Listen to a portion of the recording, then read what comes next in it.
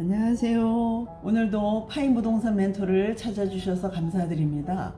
오늘은 마곡 지구내 유보지로 묶여있는 토지에 대한 정보와 주변 상권 변화에 대해 알려드리겠습니다. 정보를 얻기 위해 SH공사 토지 분양부에 계신 담당자님께 연락을 드렸더니 아주 친절하게 답변을 해 주셔서 얼마나 감사했는지 모릅니다. SH공사 토지 분양부 담당자 선생님, 진심으로 감사드립니다. 현재 마곡지구는 개발이 마무리 단계에 와 있다고 보시면 될 텐데요. 아직 빈 땅이 여기저기 조금 남아 있기는 하지만 절차에 따라 매각 중에 있고 이미 매각된 토지에서는 건물이 쑥쑥 올라가고 있답니다. 마곡 유보지에 대해 궁금해 하던 차에 인터넷을 아무리 뒤져봐도 정보가 전혀 없는 거예요. 이리저리 정보를 찾아 한참 고생을 했는데요. 남아있는 유보지는 딱 한 군데입니다. 발산역 주변에 있는데요.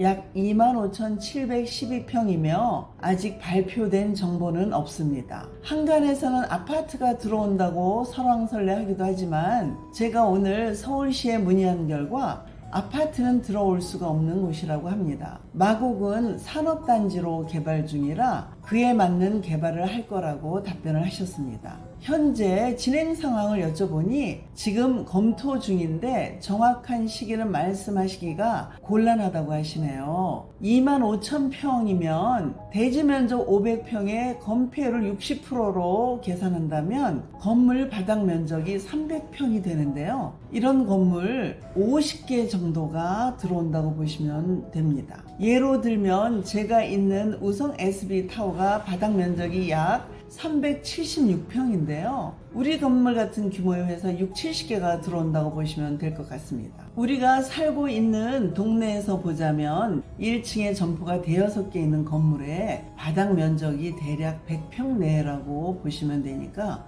어느 정도 규모인지 가늠이 되실까요? 유보지 바로 옆 지원시설 부지는 연구단지로 용도 변경을 해서 연구 관련 기업들에게 이미 분양을 완료해서 건물이 지어지고 있는데요. 어제 유보지 부근을 한 바퀴 돌면서 보니까 펜스를 높이 쳐놓아서 접근을 할 수가 없었습니다. 사진을 찍으려고 해도 틈이 안 보여서 이리저리 돌아다녀 보니까 마침 펜스가 벌어진 곳이 보이는 거예요. 작은 틈새가 얼마나 반갑던지요. 사람의 마음이 이렇게 간사합니다. 유보지가 빨리 매각되어 기업들이 들어오게 되면 이곳 상권도 활발해질 텐데 아직 검토 중이라고 합니다. 약 25,000평 유보지에 기업들이 들어서게 되면 또 하나의 멋진 그림이 탄생될 것입니다. 유보지 개발이 시작되면 이곳에서 고군분투하시는 사장님들 얼굴에 웃음꽃이 활짝 피게 되실 건데요. 마곡역에서 발산역 사이 대로변 뒤쪽 라인으로는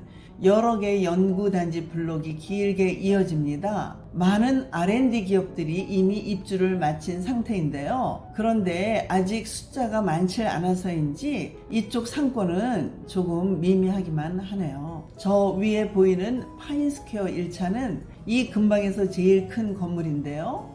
건물이 준공되자마자 들어오신 보금 한방병원과 파인락 볼링장, 테니스장. 이 사장님들은 오픈하자마자 몰아친 코로나 광풍으로 인해 말도 못할 고통을 겪으셨는데요. 정말 대단하신 분들이십니다. 보금 한방병원은 파인스퀘어 1차 B동 3, 4층 전체를 사용 중이시고 지하에 들어선 볼링장도 강서 양천에서 가장 큰 규모로 알고 있습니다. 코로나 시기에 텅텅 빈 채로 견뎌내신 대표님들께 박수를 보내드리고 싶습니다. 주변에 테크노타워, W타워 3차, 그랑트윈타워, 사이언스타워 2차, 로뎀타워, 프리마타워, 퀸즈파크 12차, 지웰타워 등 5호선 마곡역 주변의 상권은 서서히 기지개를 펴기 시작했으며 어느새 권리금도 형성되기 시작했습니다. 권리금이 형성된다는 것은 상권이 살아나기 시작한다는 의미이기도 한데요.